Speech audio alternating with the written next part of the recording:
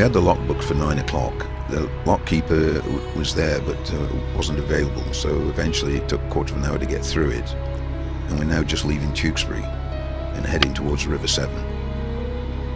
We've now turned right onto the Severn, and the bridge ahead is a cast iron bridge. I think it was built in about 1824 or 1826, which is amazing when you think at that time there was only horses and carts and ponies and people on foot. So I suppose the motorway bridge of its time.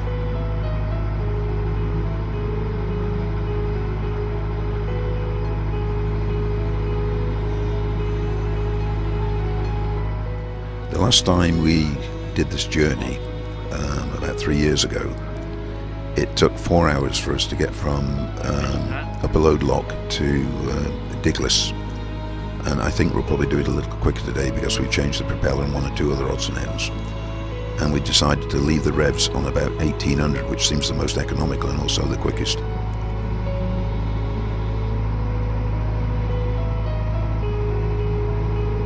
We've now been going 35 minutes, and just ahead you can see the M50 motorway bridge. And just on the right, before you get to the bridge, you'll see the redundant gravel works, and that's now moved a little further up the river, and we'll come to it shortly.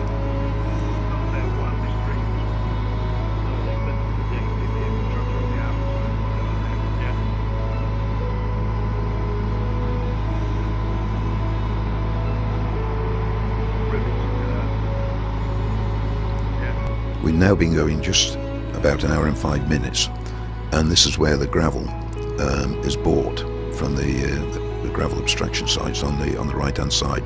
One, as I said, we've passed and is now closed, and the next one is about 2 or 3 miles upstream.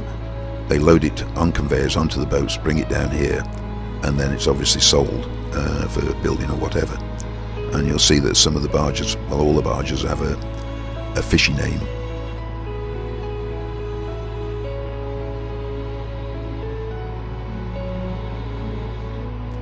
We've now been going about an hour, and I think this is an old Second World War patrol boat, and the interesting thing about it is when you look at the plank work, you can see it actually goes at right angles. One set goes from the bottom towards the wheelhouse, and the other one that you can't see on the inside, with a layer of canvas between the two to make them waterproof. The Second World War engineering in wood. We're now just coming into Upton. I think for hundreds of years it's been a mini port on the Severn, and as you look to your left there, your port side, you see the boats tied up. I think it's the Sir Galahad, and there's also a floating pontoon put there by the Canal and River Trust. But more to the point, you'll see a series of steps coming down to the water, and that's what's left of the old sort of dock side as it was.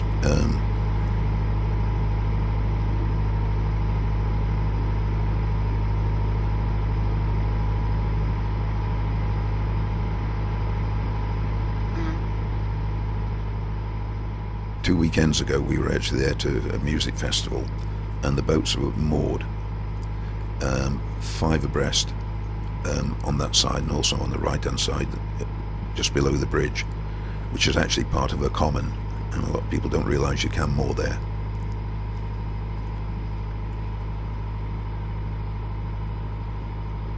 Now you see the stepping coming into view, and as the tide or the river goes into flood, the boat moves up the steps, and as the river goes down, of course, it moves back out. So it's quite an easy way to make a mooring facility on a riverbank, and I think that was put there 200 or 300 years ago.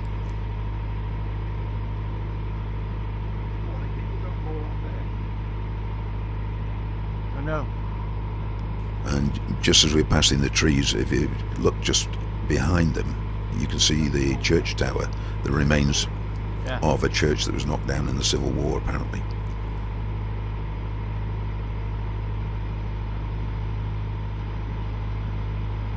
An Art Deco garage has been there for 100 years. When we bought the Wye Invader up the river, and we went up as far as Worcester, we couldn't find anywhere to moor, so what we did is just above this mooring now, floating platforms, we just nosed the bows into the bank, put a rope round a tree, put a gangplank ashore, and went for a few beers in Upton. It was a good night.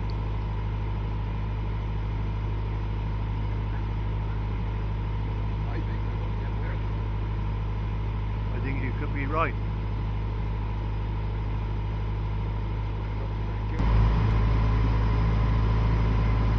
Whoever built that doesn't mind getting his feet wet occasionally.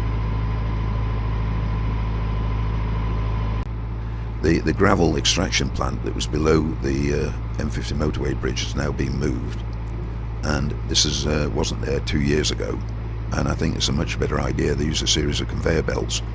There's no damage done to the banks. It's loaded onto the conveyor belt, and then the barges come alongside, and then they take it back down to be processed for use in industry Fairly new, isn't or it? building. Never seen that before, Frank. Wasn't there the last time we came up? No.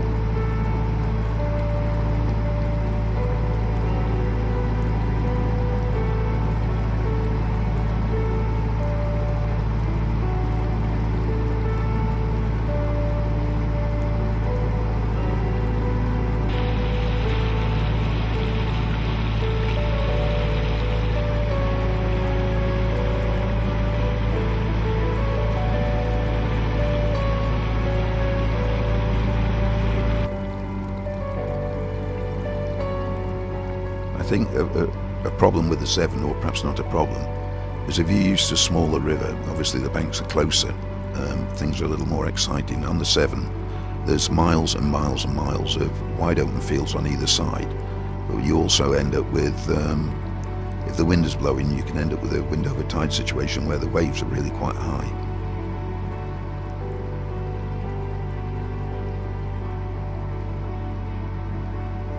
Just on the right and ahead, you can see the ring road round Worcester, and I think this is the Worcester Cruising Club's mooring, and it goes on for about half a mile.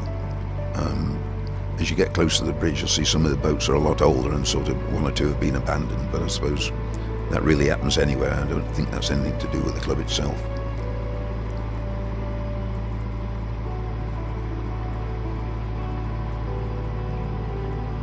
In, I think it was 2007, when the river flooded, the whole of the Severn Valley was flooded.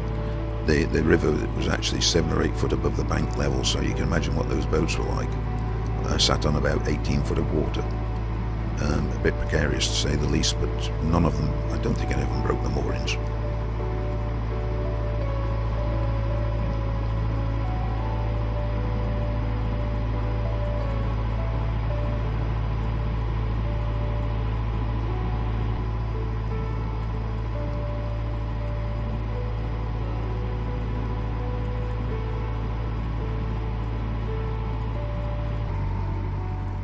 It seems as though we're going quite slow. We're going quite slow for a reason, is that you don't want the wash from a boat, if you're sat in your boat having a cup of coffee or something like that, to knock it about or to do damage. And it's advisable to creep past these moorings, because people do live on some of them, and it minimises the damage to anything that's tied up there or moored.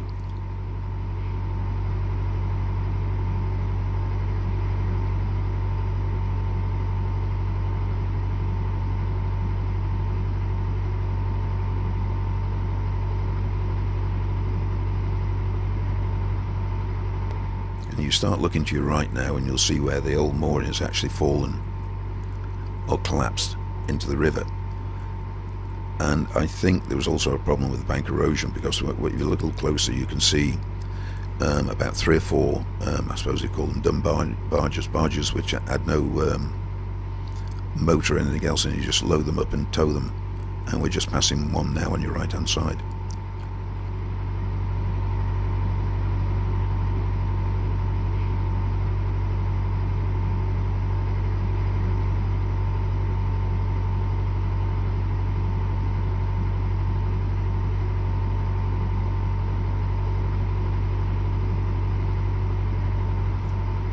You'll also see them just inside the green buoys. There's a little notice there that says danger, do not moor, and there is a good reason for that. The reason being there are underwater obstructions, but it's also difficult to get up at the bank at that point.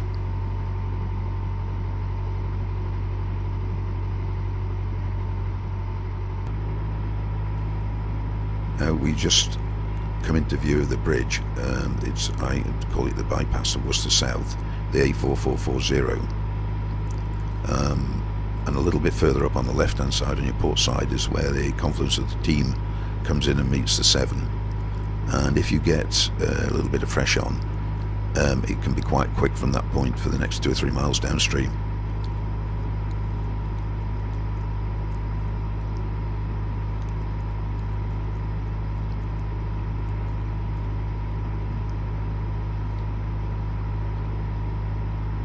And it's clearly holiday time. If you look at the, you could come by here a couple of months earlier on and you might only see half a dozen caravans.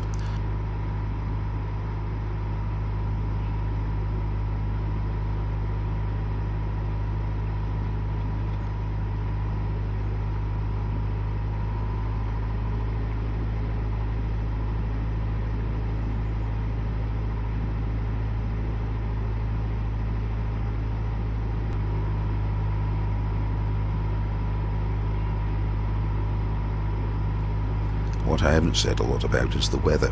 And if you look at the clouds, about every half an hour or so from the west to the southwest, a black cloud comes over and the heavens open up and you generally get wet. That's why we've all got wet weather gear on. We just don't seem to be able to keep at the speed we're doing ahead of the clouds. We always end up sort of stuck under one when it decides to rain.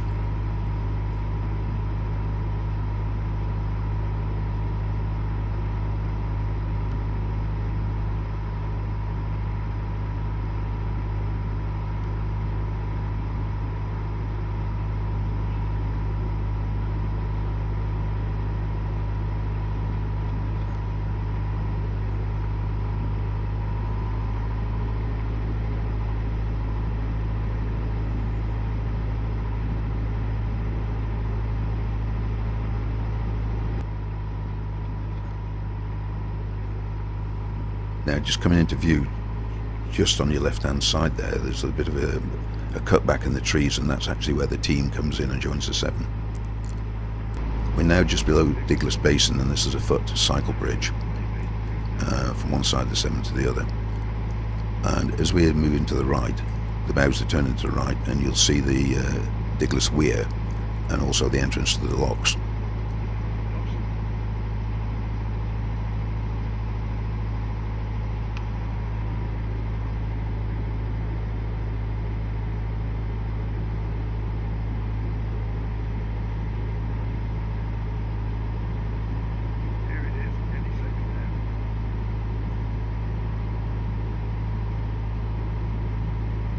And just coming in just on the left hand side, there's a very nice weir, and you see the sign now that says move off to the right, all craft. You now get a view for the first time of the locks at Diglis. On the left hand side is a 38-metre lock, perhaps a little bit bigger actually, Red light. and on the right is a smaller lock that normally the narrowboats and small craft go through. The one on the left is where we bought the Wye Invader and turned her just above Diglis about 3 years ago, and she actually filled the whole lock. So just on the right now, the traffic lights are on red, and a narrowboat has just left a small lock on the right.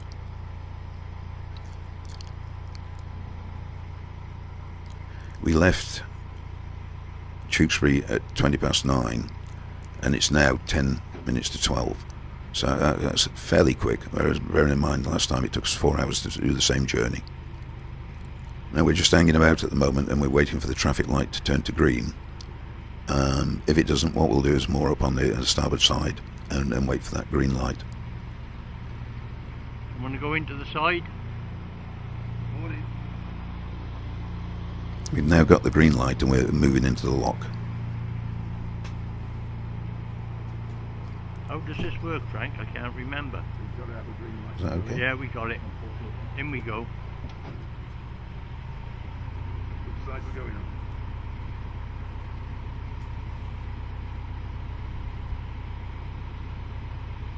The lights are on green and we just approach the lock. And normally the lockmaster would come out and say which side he wants you to moor up on.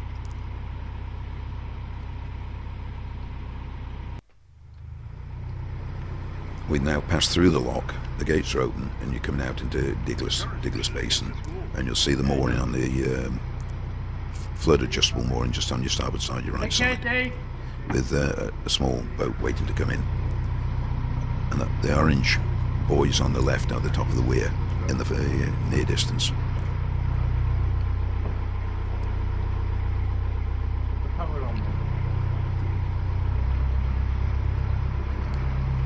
And just on the left, on the bank, are all the workshops that used to repair most of the boats, the British waterways. We moved a little further up, about another 200 to 300 metres, and you have your flood-safe moorings for Diglas. You spot 3 or 4 boats moored up on there. Just to your right there, you see the entrance to Diglas Basin, where a wide beam boat can go in. And also I think it's access to the Birmingham-Worcester Canal. I've done it. I got it. 16 to Tewkesbury. We're through the lock by 3.25 hours.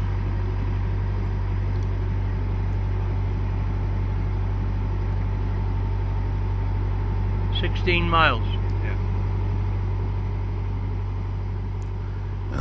It's the first shot of the cathedral. A nice set of terraced houses, but I think prone to flood. Most of their front rooms were flooded out. They had 7 or 8 foot of water around the bay windows. But all on the right, when you see the people walking down, is the remains of the towpath, and you'll see that follows the bank all the way through Worcester.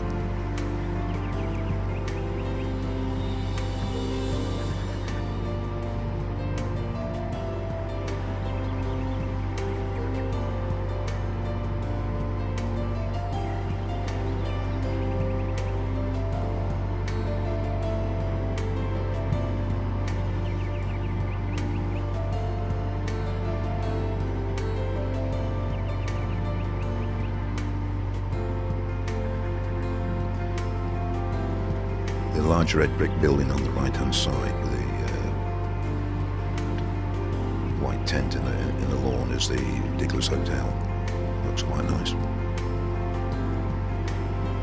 And most of the way up here on the right hand side from now on, what you'll see is various sets of steps, as we mentioned earlier on, which is where there was ease of access to the banks. When the boats came up, they would have tied along the side of the bank and offloaded, and it had been taken away with the use of the towpath and the road that runs parallel to the river. Almost all this on the right hand now is to do with the church from this point on, various accommodation blocks and so on. The western end of the cathedral looks like it's been repaired.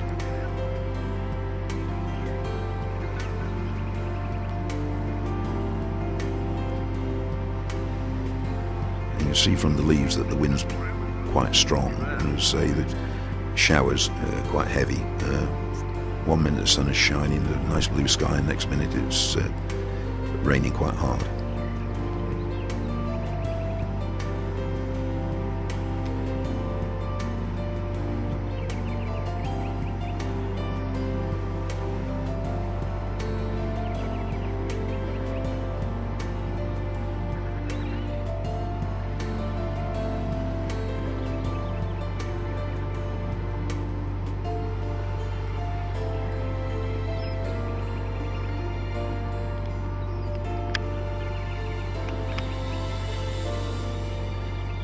Just coming into view is a local trip boat that obviously picks people up and runs them up and down within the city for about 3/4 of an hour.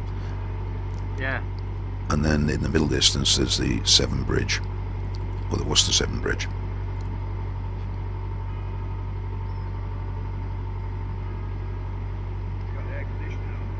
I think what's interesting about the bridge is that there is no navigation arch marked, and I would have thought they would have done. Just to save confusion, but clearly there's not a need for it, otherwise it would have been.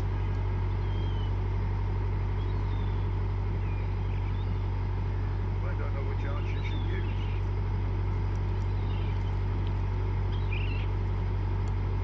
use. And in the left there, just coming towards us, there's a dragon boat practicing. They come through the bridge, and I think the end of the run must be the bridge.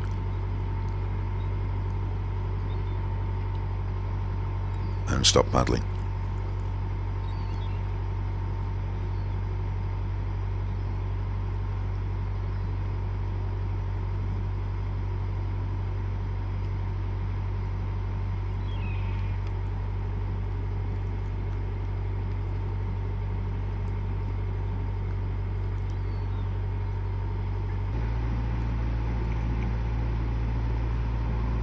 And we're going through the third bridge from the right bank. And what I'm trying to do is square it up so the boat goes through, and the arch itself appears square because the bridge is on a skew. So you go through at an angle to come out the other side. Ahead you can see the railway bridge, and I think that not only goes to Malvern but Ledbury, Hereford, and then back down to Newport.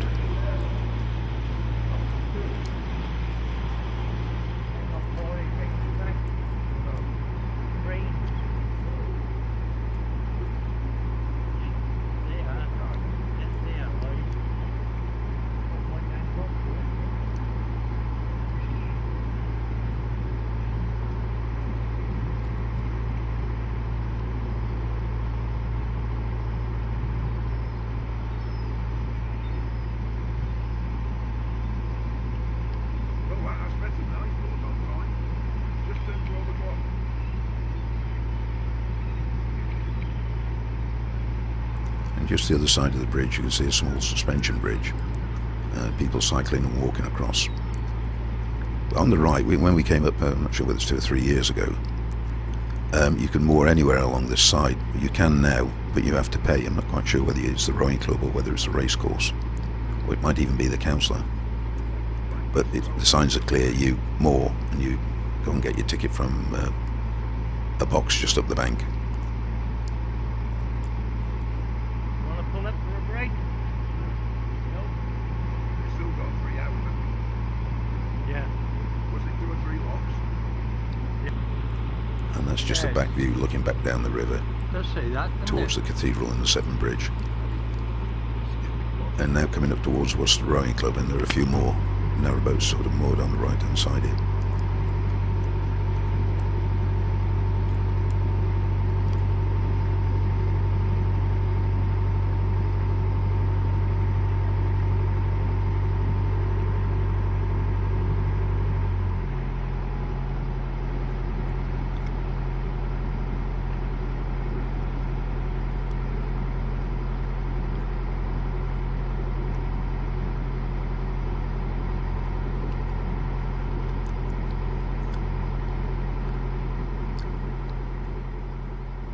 When you're assessing your speed and see whether the effect on anything moored on the right hand side, if you look over the stern, you can actually see the wave that you've created running along the bank. If you're going fast enough that that wave barely touches the bank, then you're not going that fast that you would do any damage or be a nuisance to anyone moored against it.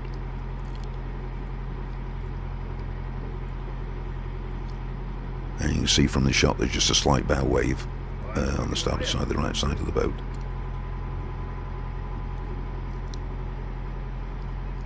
We're just now passing, as I say, Worcester Rowing Club. For 2.5 hours? Yeah. I'd say that was pretty good. And on the right I'd behind say that it is was the phenomenal, racecourse, which is quite a large area. Yeah. I believe there's a move afoot a Against few the years river. ago to actually have it sort of the levels built up and put houses on it, but I think that was resisted, and the area of land will stay for the racecourse. I do remember talking to someone about it about 10 years ago, and apparently I'm not sure whether it's true, but he seemed quite serious about it. The area was put aside so that the yeomen could practice archery, and this was used. There was some document, charter I suppose, that was found in the records office that was used to stop it No being idea. further developed. Well, that was probably about 15 years ago.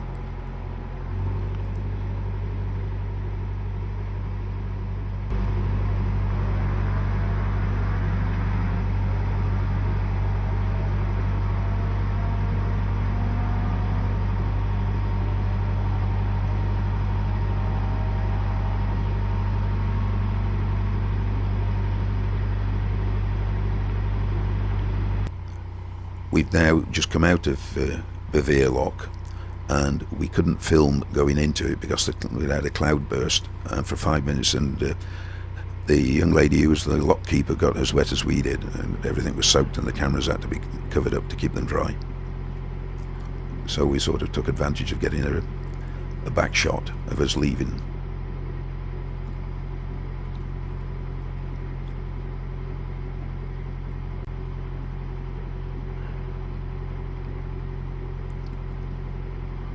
As we're moving up the river, we're now about 150 metres, 200 metres above the lock itself, but there are a series of cuts to the right and the main river channel to the right that go to the weir, and you'll see the sign here saying keep to the left to avoid getting too close to the top of the weir.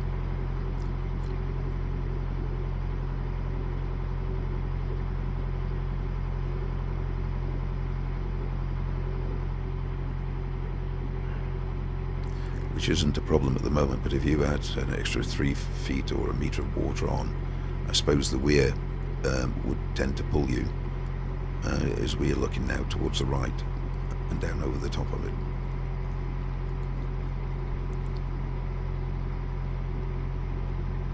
And you look at the sky again and you can see the clouds, the white clouds and the black clouds coming over shortly. And I think there is a change. When you've going up to Worcester, the fields are wide open and the river's quite windy. As soon as you get above Worcester, the riverbanks seem to close in and it gets hilly, and the trees change more to oak trees and ash and that sort of thing. And you just look into your right now and you should be able to see a small bridge and then the top of the weir. And the sign clearly shows you that you've got to go down past this to avoid being taken towards the weir.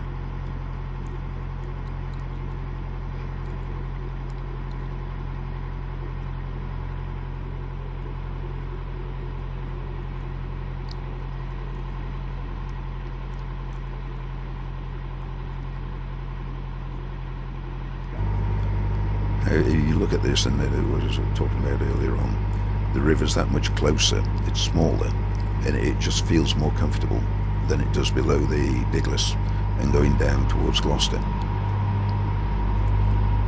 And I think there's also a wind effect, it's more sheltered.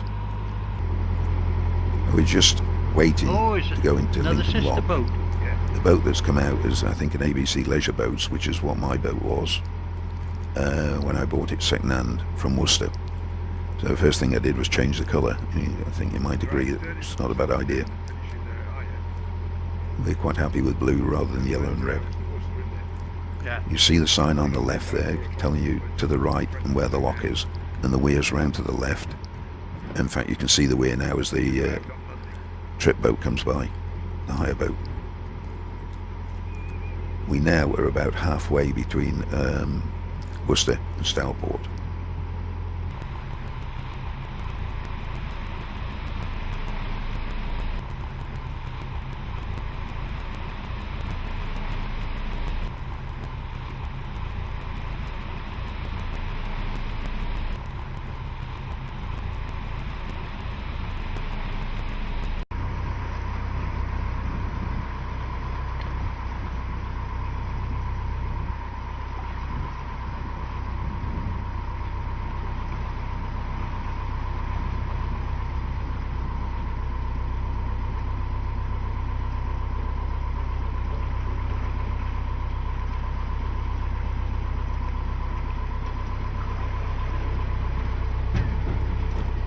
Andy's on the bow fixing a small camera, which we hope to get some films later on. We now are on the final approach into Stourport, and on the right you'll see lots of boats. There's also a boat yard, and I think what's of interest is if you look at the bank, there's wharfage, piers, wharfs, all look as though they're somebody from the Second World War, so this must have been quite a busy place in its day. I suppose offloading ammunition and goodness knows what down the Severn to Sharpness.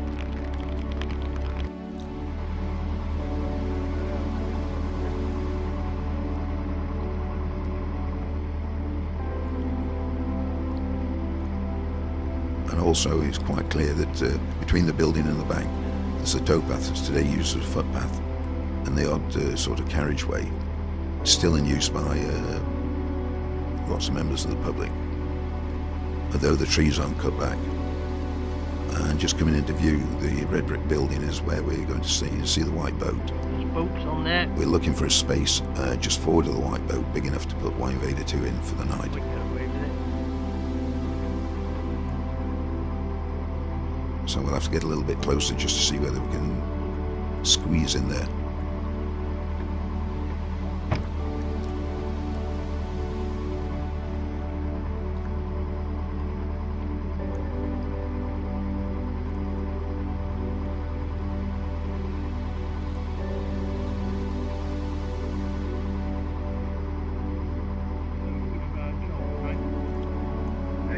The gap either side of the boats, in the middle there, is the wide beam entrance to the Marina Boat Club, and just upstream of it, about another 7,500 yards, is the narrow lock entrance. Just past the blue boat you can see on the right hand side there. And that puts you then into the canal system and up to access to Birmingham and via Kidderminster.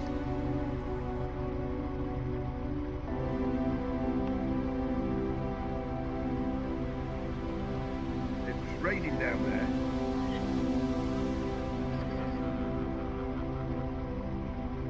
Get in there, Frank. Yeah?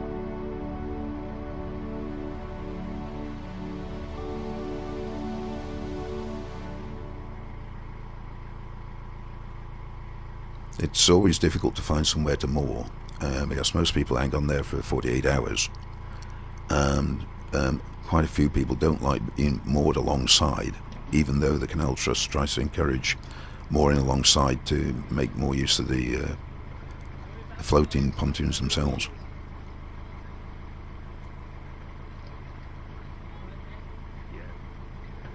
It's amazing how much manoeuvrability you've Now, just as we're coming into moor, Andy steps off with the forward line, and the person in the plastic boat behind, You'll try and get in there.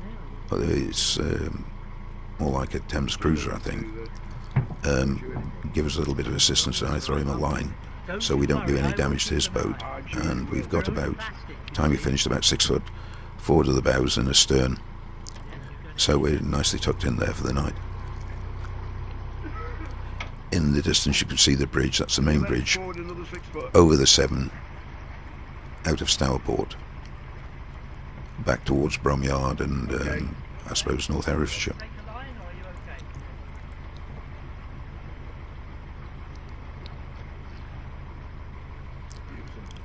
Okay. Take you around the same fleet, alright? Yeah. We're now tied up, and we've decided to have a walk around and try and get some shots of the basins, the locks, to give you some idea of what all this is about. And really it's all about the canals getting to the river and being able to take the stuff down the river 250 years ago.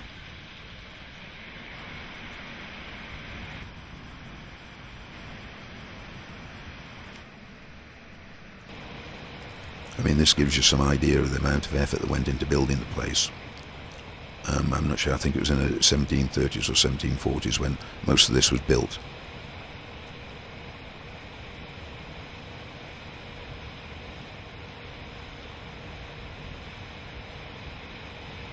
And there's a brief explanation of what it's all about, or what it's all about today. It's all about leisure, but in those days it was serious business. And you can see under the tin shed there is a dry dock with 2 boats in it. I believe that's the boat club, although there is another marina further downstream that we come past.